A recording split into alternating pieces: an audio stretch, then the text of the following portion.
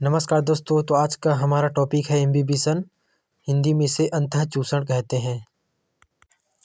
अंतःचूषण वह विशिष्ट प्रकार का जल के अवशोषण की प्रक्रिया है जिसमें विलायक के अणुओं की गति विलयन की ओर या उसके निर्माण से संबंधित नहीं होती है, बल्कि जल स्नेही पदार्थों की ओर होती है।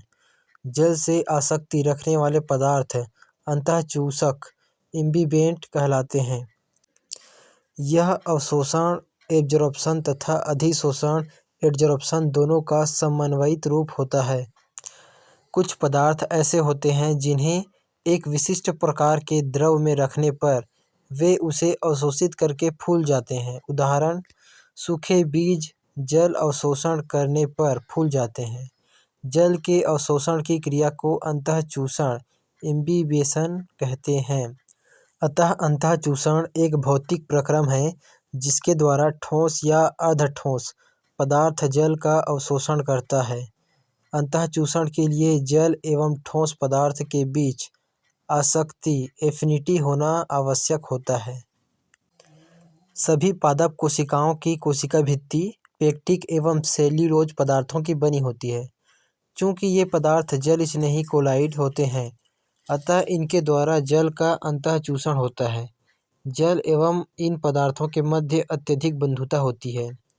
जल के अंतःचूषण के कारण एक दाब उत्पन्न होता है जिसे अंतःचूषण दाब इम्बिबिशन प्रेशर कहते हैं। अंतःचूषण दाब पराशण दाब ऑस्मोटिक प्रेशर के लगभग समान होता है।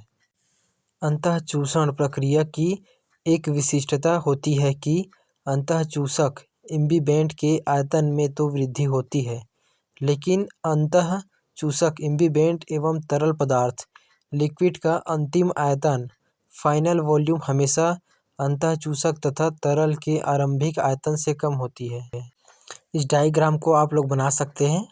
ये डेमोन्स्ट्रेशन ऑफ इम्बिबेशन का डायग्राम है। आगे देखते हैं अंतःचूषण का महत्व, इम्पोर्टेंस ऑफ इम्बिबिशन। पादप जीवन में अंतःचूषण क्रिया का अत्यधिक महत्व होता है। यह निम्न प्रकार से पौधों के लिए महत्वपूर्ण होता है। पहला, इस क्रिया के द्वारा शुष्क बीज जल का अंतःचूषण करके फूल जाते हैं, जिसके परिणाम स्वरूप उत्पन्न दाब के कारण बीज चोल सीड कोट फटता है और बीजों का अंकुरण होता है। दूसरा, जड़ों के द्वारा जल का अवशोषण एवं जल के संवहन की क्रिया में इस क्रिया का महत्वपूर्ण योगदान होता है। तीसरा, वर्षा ऋतु में लकड़ी के दरवाजों, फ्रेम आदि का टेढ़ा हो जाना अंतःचूषण का ही प्रभाव होता है।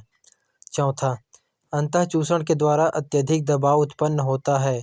पुरानी दीवारों पर पीपल, बरगद जैसी पौधों के उगने से पड़ने वाली दरार भी इसी का उदाहरण है।